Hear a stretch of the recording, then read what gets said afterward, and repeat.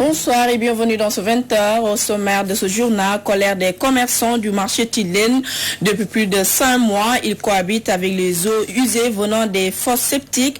Une situation cri du cœur à suivre dans cette édition.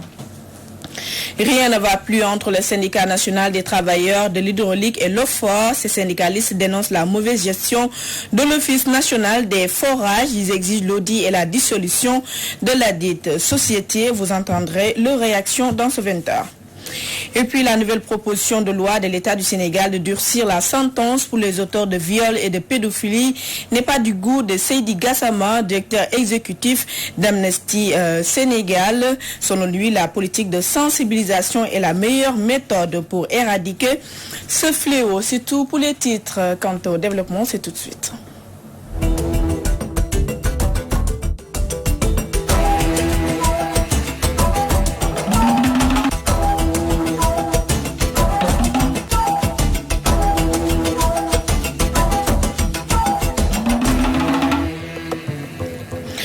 Mouvement d'humeur des commerçants et riverains du marché Tilène. Depuis plus de 5 mois, les eaux venant des fosses septiques envahissent et empestent le cadre de vie.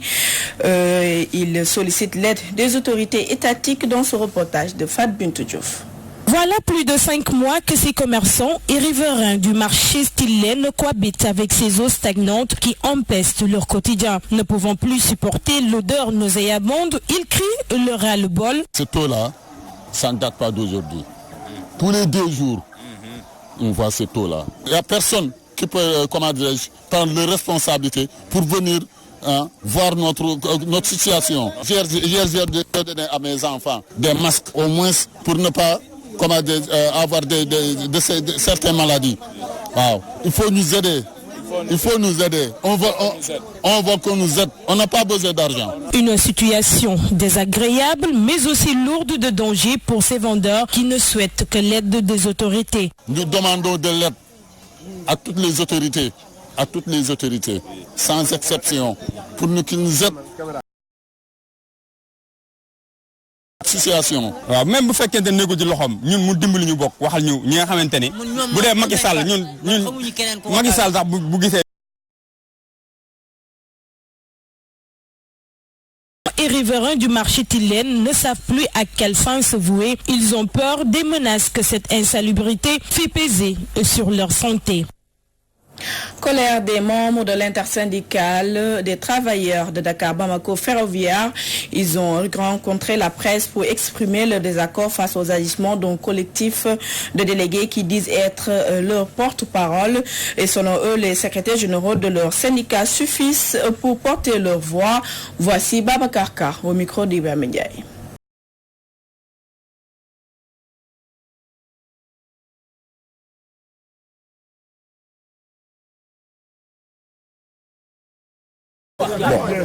Qui sont en train de mener des activités dans l'entreprise. C'est des camarades du syndicat. Le syndicat a laissé faire. Pendant tout ça, le syndicat a laissé faire. Pourquoi le syndicat a laissé faire? Parce que ce petit groupe de personnes qui ne représentent rien, qui sont en train de revendiquer sont des points qui sont en train d'être traités dans le syndicat. Donc le syndicat n'a pas trouvé d'utilité à intervenir sur ce cas. Voilà. Maintenant, pourquoi aujourd'hui on est là? Le syndicat, il est légitime. C'est le syndicat qui est habilité à porter la parole des travailleurs. C'est le syndicat qui est légitime.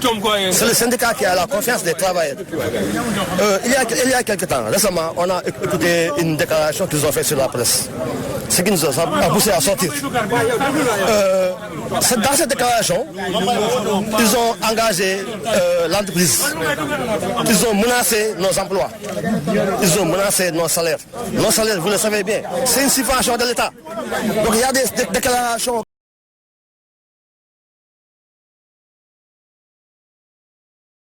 Pourquoi le syndicat a convoqué ce point de presse?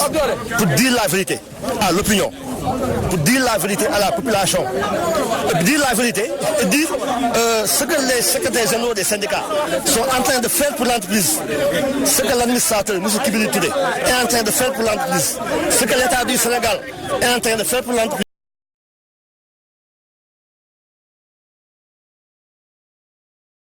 l'avenir qui est en jeu.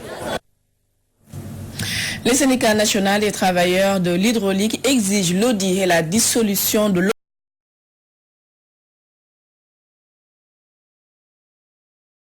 l'orage d'avoir échoué sur tous les plans. Les détails avec Omar Kéré. Auditer l'OFOR, l'Office des forages ruraux avant sa radiation. Telle est la proposition du syndicat national des travailleurs de l'hydraulique. Avec un budget de 100 et quelques milliards, combien d'années? Mais il y a des problèmes. Il y a de sérieux problèmes au niveau de l'hydraulique. Les travailleurs de l'hydraulique sont les parents pauvres de l'administration. Tu prends l'exemple des retraités de l'hydraulique. Les mendiants qui sont à Dakar sont plus identiques que les retraités de l'hydraulique. Tout ça, c'est l'OFOR. Le président devait supprimer l'OFOR. Il faut auditer l'OFOR d'abord. Après supprimer l'OFOR. Depuis combien d'années les travailleurs là gèrent le forage? L'OFOR, c'est un gouffre d'argent. Pour ces travailleurs, l'échec de l'OFOR dans la gestion des forages ruraux n'est plus à démontrer. La situation exécrable du personnel en est une parfaite illustration, selon Yeli Koulibaly, secrétaire général du syndicat national des travailleurs de l'hydraulique. Il accuse Mansour Faye et Lansana Gagnisaro, respectivement ministre de l'hydraulique et directeur national de l'OFOR d'alors. Ils ont fait des recrutements pléthoriques, inexpérimentés. La réalisation des forages était du ressort de la direction de l'hydraulique avec des agents expérimentés, dévoués à la tâche. Mais avec un directeur influent et un ministre qui ne maîtrisait pas son secteur, on fait partie les bailleurs de l'hydraulique.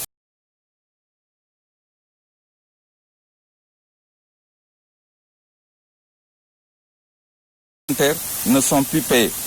Les indemnités de déplacement et de logement. Inquiétude du personnel contractuel, dont la régulation des cotisations. Inquiétude du personnel bénévole, dont l'avenir est incertain avec l'installation des opérateurs privés.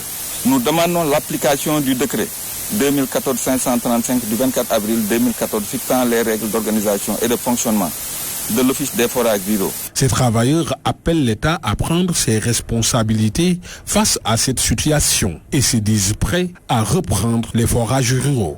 On ne peut pas brader nos ressources naturelles à des multinationales. Nous ne sommes pas d'accord. Nous sommes prêts pour reprendre l'hydraulique. On va saisir le ministre pour discuter avec lui. Le syndicat national des travailleurs de l'hydraulique tenait un rassemblement dans les locaux du service régional de l'hydraulique de Louga. Ces agents comptent déposer sur la table du ministre de l'hydraulique et de l'assainissement leurs propositions pour une solution à tous ces problèmes. Omar Kairé, Louga, Walfadjiri. Affaire du maître Koranek Cheikhouna Gueye, l'avocat de la défense.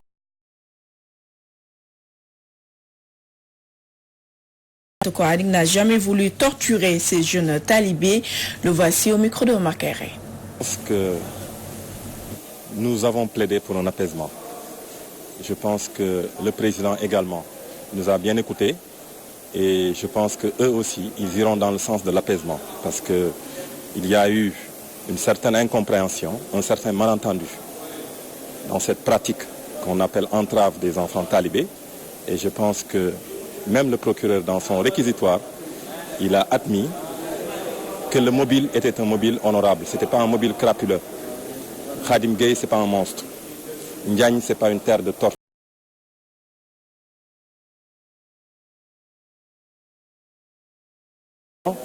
Donc, il y a eu malheureusement cette pratique qui ne date pas d'aujourd'hui. Et Khadim Gueye l'a admis.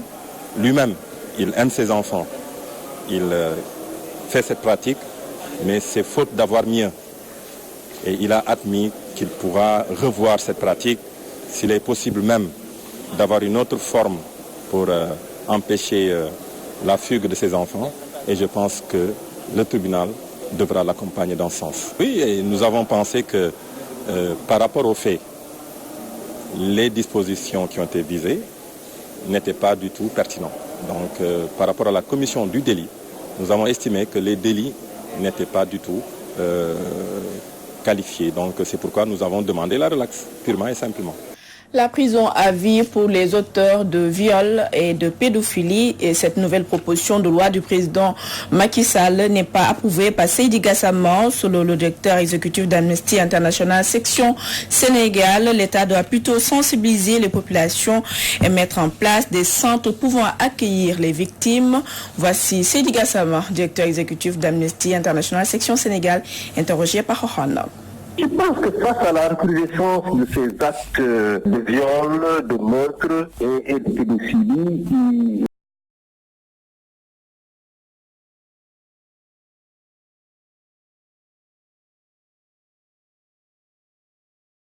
les sanctions contre les auteurs de ces actes sont qualifiables. Mais il faut que l'on comprenne que les sanctions pénales ne suffisent pas pour lutter contre la violence faite aux femmes notamment. Il faut beaucoup plus de sanctions pénales pour lutter contre la violence faite aux femmes. Il y a tout un ensemble de mesures qu'il faut prendre pour prévenir ces actes, notamment en permettant aux femmes qui sont menacées de pouvoir alerter, de permettre aux femmes qui sont menacées de pouvoir avoir un lieu d'accueil où elles peuvent rester le temps évidemment d'évaluer leurs relations avec leurs partenaires. Parce que malheureusement toutes les femmes qui décèdent du fait de leur époux ont subi la violence depuis très longtemps. Elles n'ont pas pu quitter le domicile consulaire. Et finalement on a abouti à une situation dramatique. Et puis les étudiants en santé d'Ibis Group sont très remontés contre le ministère de la Santé qui, selon eux, a plusieurs dossiers de candidature pour l'examen des infirmiers et sages-femmes venus dans les locaux de Walfadjri et déplorent aussi leurs 3 années d'études sans diplôme. Voici Amidia, l'un d'entre eux, au micro de Aïcha Diakhaté. Nous avions déposé nos dossiers pour la candidature, pour l'obtention du diplôme d'État. Tous les dossiers ont été au niveau du ministère de la Santé. Ils ont attendu juste 72 heures pour nous convoquer et nous dire que nous ne ferons pas l'examen. Parce qu'ils disent que les dossiers ne sont pas valables. C'est ce qu'ils nous ont dit. Il n'y a rien de palpable du tout. Le fait d'attendre jusqu'à 72 heures des examens pour dire aux étudiants que vous n'allez pas faire l'examen, c'est un poids. Nous, actuellement, on ne sait même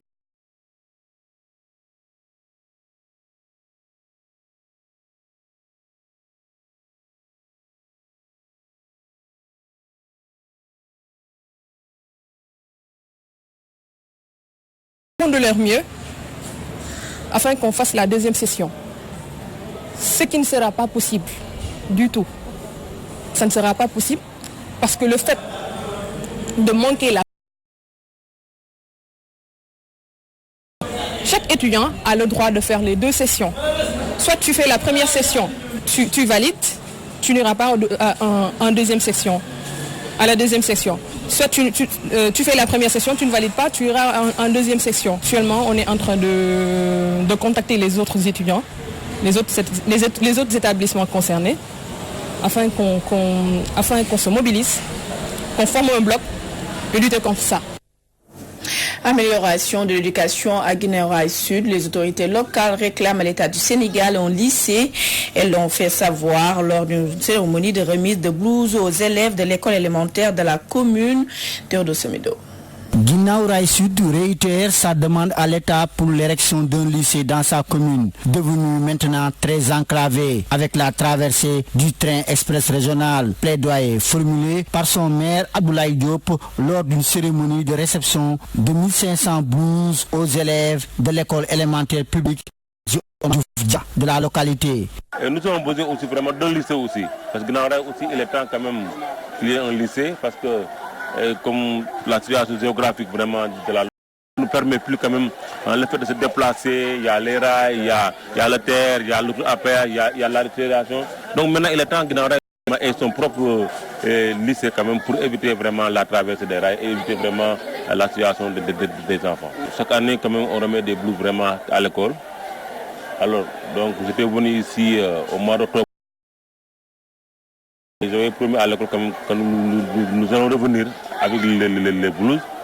Voilà, maintenant nous sommes venus avec la délégation du 1605 blouses. Donc pour l'ensemble des élèves. Sur les motifs de l'octroi de ces blouses, l'édile de Guinaw-Rail Sud s'explique. C'est pour éviter vraiment la disparité entre les élèves. Des fois il y a des gens qui ont des moyens, il y a certains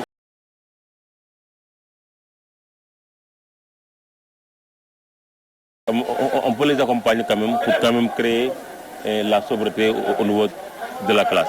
Le directeur de l'école élémentaire bénéficiaire de ce don, qui se réjouit de l'acte posé par le maire, a néanmoins soulevé quelques difficultés dans son établissement. Je suis très content parce que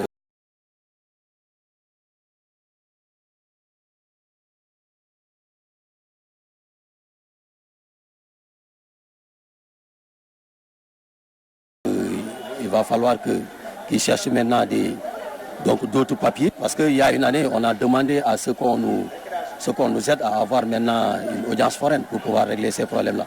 Mais si toutefois il n'y a pas d'audience foraine, aussi ça pose problème pour régler ces problèmes-là. C'est pourquoi le parent aussi, il court derrière ce papier-là, mais souvent ça pénalise l'élève. Parce que l'élève, s'il n'a pas ce papier, bon, forcément pour faire son examen, certes, on le laisse faire, mais... Dizaine d'écoles associatives et un collège d'enseignement moyen, Guinaw Rail Sud compte 38 000 habitants répartis dans 25 quartiers. Théodore Semedo, Guinaw Rail Sud.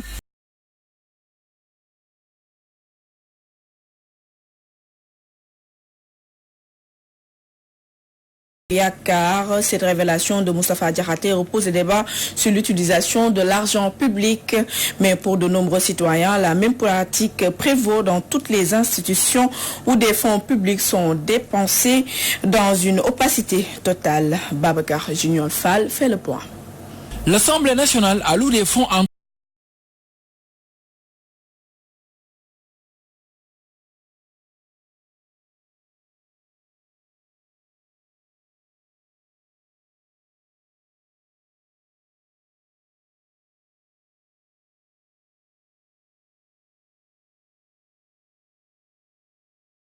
des émoluments du personnel du groupe, du paiement des factures d'électricité, d'eau, du nettoiement et de la sécurité du siège de la coalition Benno Bokk Yakaar, d'appui financier aux députés qui en faisaient la demande, des frais d'hôtel à l'occasion des rencontres d'information et partage qui se tenaient à chaque fois que l'Assemblée devait examiner un projet. Autrement dit, c'est bien l'Assemblée qui finance Benno. Avec cette déclaration, l'ancien ministre conseil du président de la République a-t-il seulement, dans un règlement de compte interne à l'APR, levé le voile sur une gestion peu transparente des deniers publics? D'ailleurs, l'Assemblée n'est pas la seule institution de la République où ce type de gestion peu orthodoxe est souvent admis. Ce qui se passe à l'Assemblée nationale, c'est ce qui se passe au Palais de la République, ce qui se passe au Conseil de la République, où aussi le président du Haut Conseil de la République donc détient des fonds politiques, ce qui se passe au niveau du Conseil économique, social et environnemental. Donc c'est la même logique à ce niveau. Ces fonds politiques et donc qui sont laissés à la discrétion simplement des dirigeants de ces institutions, c'est ce qui arrive que ces fonds politiques-là finissent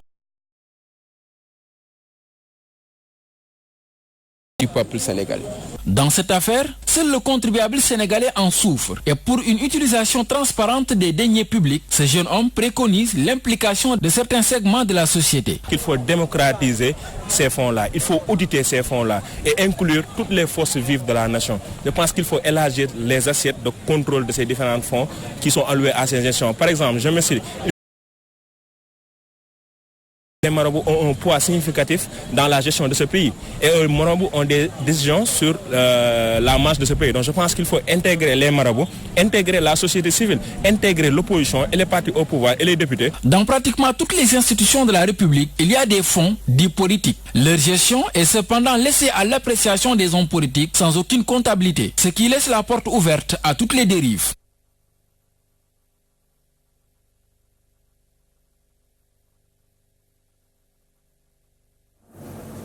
Et c'est la fin de ce 20h, mais restez toujours fidèles à Walf TV. Awa Diop Ndiaye s'installe. Bonsoir à vous, Awa. Bonsoir, Khadisila. Alors, Awa, quels sont les sujets qui sont développés pour l'édition de ce soir? Nous aurons un dossier consacré de l'élevage.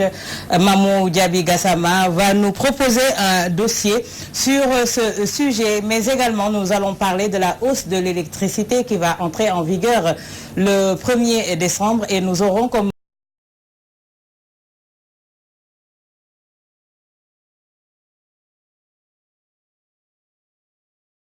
Aïcha Diakhaté pour la revue de la presse africaine Khadisila.